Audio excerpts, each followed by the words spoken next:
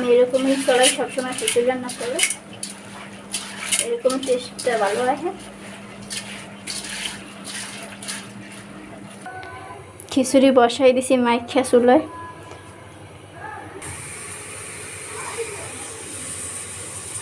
আজকে গরুর মাংস রান্না করবো খিচুড়ির সাথে, খিচুড়ির লাগে খাইব।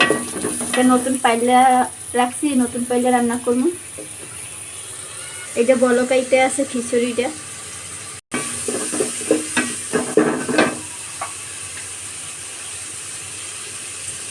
দেখতে মজানোর জন্য একটু লবণ দিয়ে দিলাম, আদা রসুন দিলাম পরিমাণ মতো,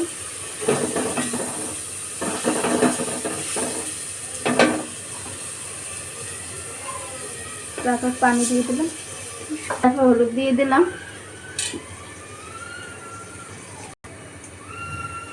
তারপর ধনিয়ার গুঁড়া দিলাম পরিমাণ মতো,